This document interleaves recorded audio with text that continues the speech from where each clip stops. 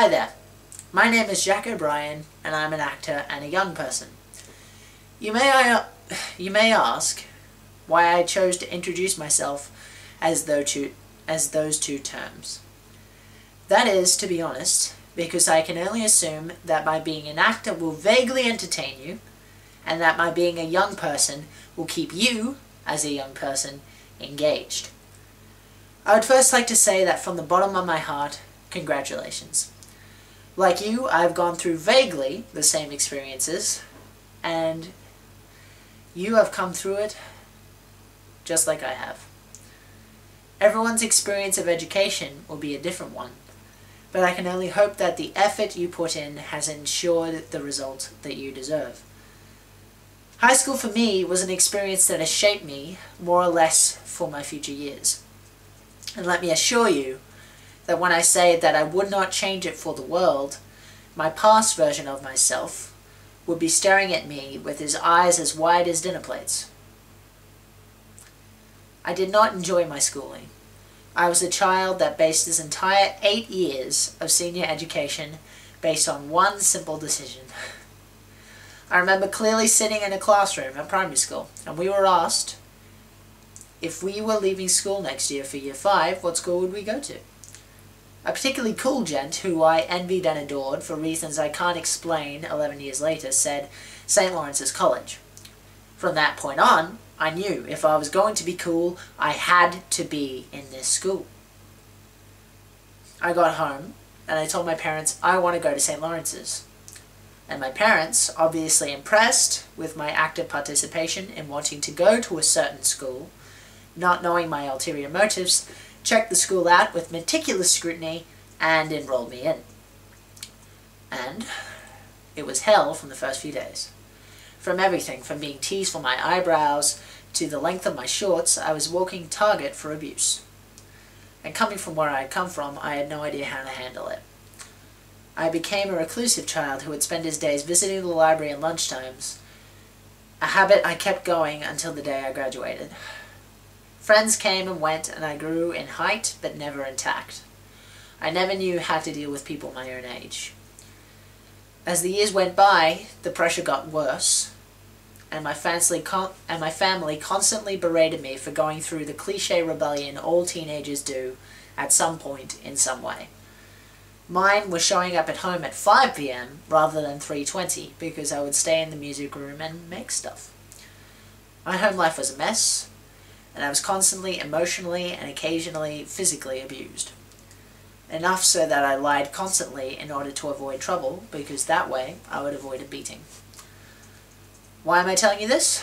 Well, every speech has a reference point, you might say, an anchoring point that allows the speech giver to take you around the lap and bring you full circle. For me, it is the importance of perseverance. For those who don't know me, I am a very big fan of comic books. This is something I grew up with as a child, but not as I know it now. I loved Archie and Calvin and Hobbes and happy-go-lucky characters.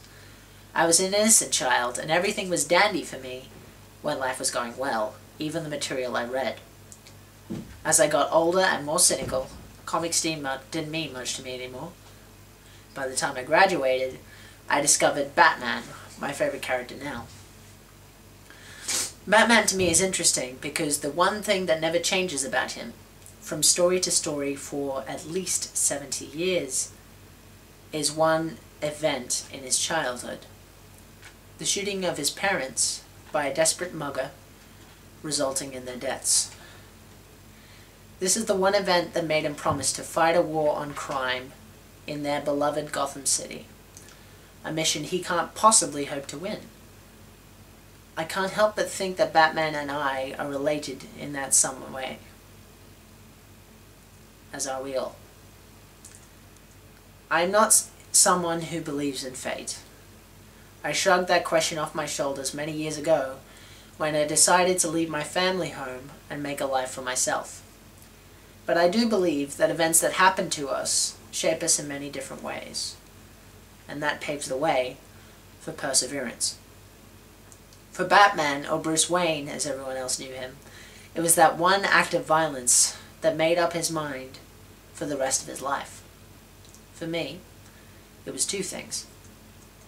The first thing was one tiny bit of encouragement from a teacher named Mr. Halpin, who said that I, after doing a reading of a story I had written, had a powerful voice, and that I should consider a career in radio, and that when I am famous I should call him.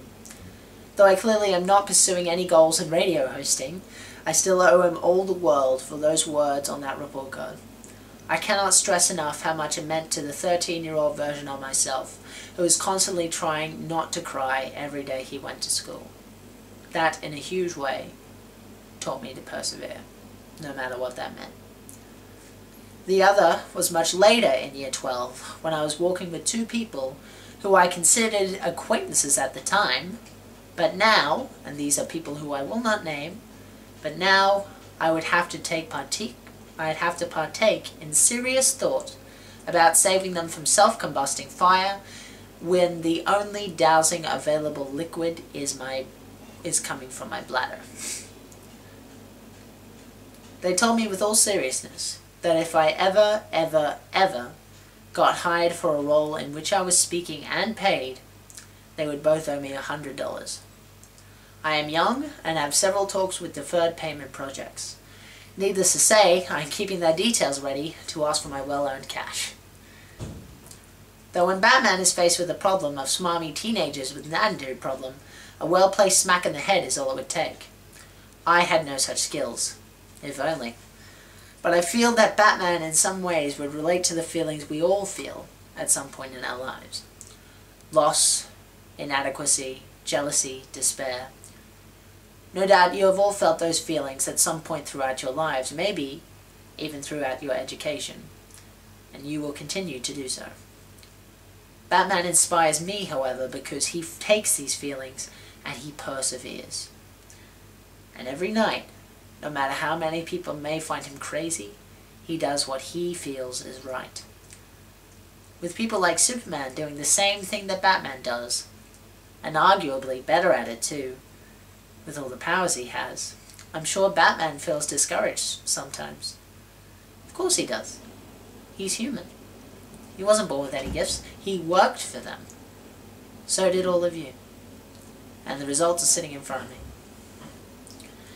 Graduating classes, I have had my trials, and I am certain to face many more.